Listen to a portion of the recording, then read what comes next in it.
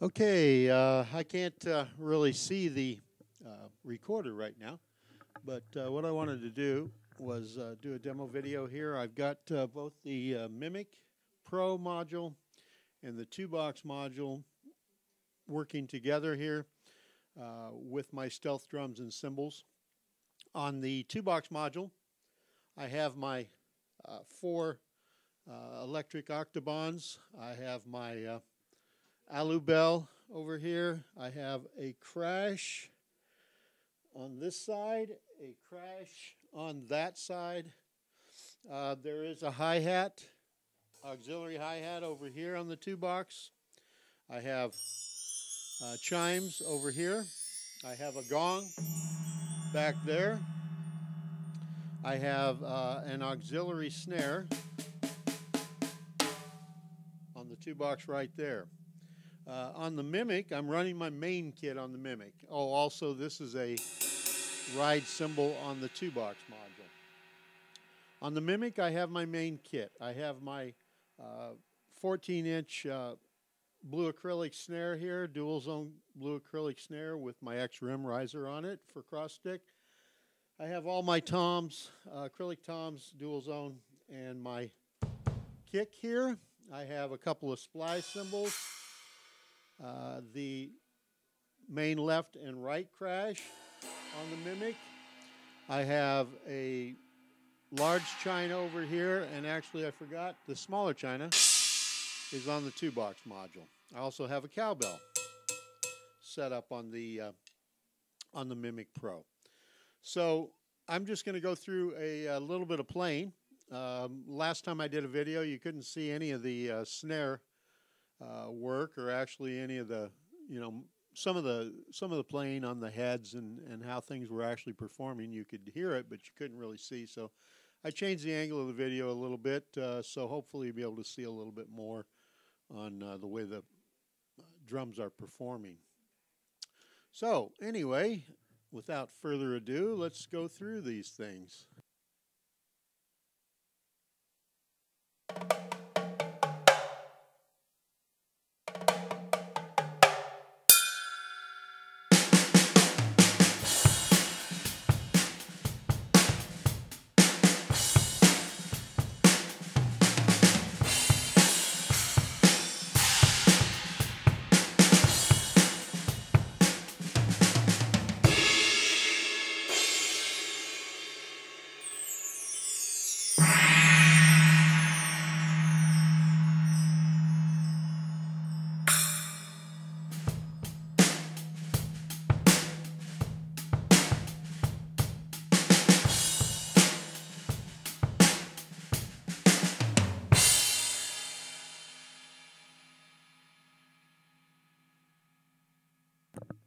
I was hoping I remembered to turn the mic off. So before I go on too far, there is one nice feature that I like with, there's a lot of nice features on the Mimic Pro, but one of the things I like is when you run direct outs, the way I ran mine is I ran my reverb and room mics on a separate stereo pair going to my mixer. And what that really does for me, and what's nice about it, is with just the sliding of that one slider, you can of course do this inside the Mimic module itself, increase or decrease, the effects or how it's coming out in your mix. But with the separate direct outs like this, I got one slider I can raise up, and I can go from a dry kit to a gigantic room type kit. So let me just demo that real quick. This is the number 2 popular kit that I've got set up in my user bank, and it's got the Vistalite drums on it. So, and I'm a sucker for a Vistalite kit. I love it. But let's just listen to the difference. I'm going to start off with this slider down substantially, almost down to the bottom here. So you're going to see or hear a more dry kit.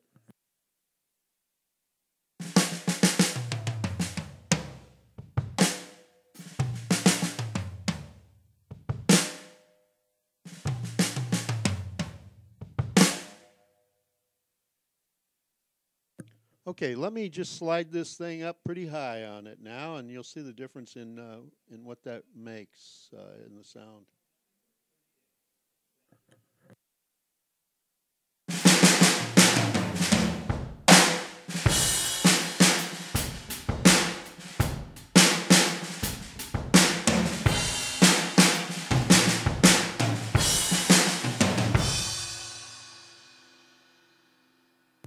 Okay, that was a bit extreme, so I wouldn't normally have it my room and reverb up that high. I would have it moderately high, though. I like a little room on it.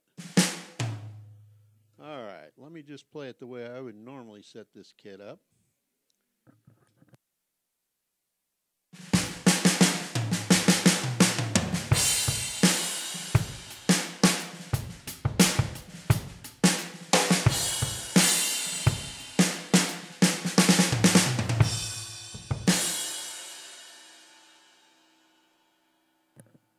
All right, so my snare is performing excellent. I've got the separate cross stick also on it, so let me just go through the way my snare is picking up everything, ghost notes and so forth.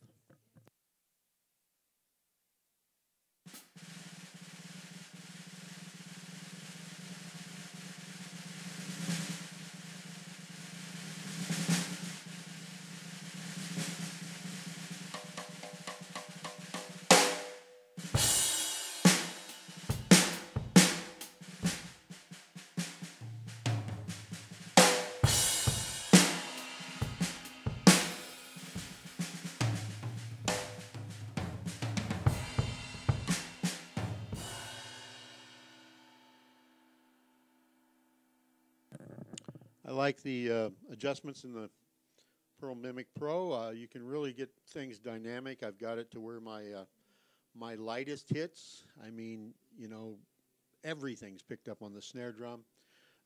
Toms as well, and the rims, light rim shots work great on it. Dynamics are superb. You know, I can do low rides on the cymbals. You know, rolls on the cymbals, and they're picked up, and their you know, volume reflects exactly how you're playing it. It's a great module. I like it. I just thought I'd demo this, and actually the 2-box sits in real nicely with it. This kit, if I have the ambience up high on it, the 2-box kit, I don't have that much ambience on that kit, but I do have kits built that have lots of ambience. So it's, you know, it's not something you can just adjust in the 2-box module. You would have to, you know, have a more ambient kit in there to go along with what you've got. But I've got that. I've got tons of different kits built for it. And anyway, sound-wise, it sounds very good. These are I pulled my Octavons back in instead of my stealth rototoms, electric rototoms that I had. And I've got some Octavon sounds on it that I kind of prefer. It's got a lot of attack on the high velocity hits.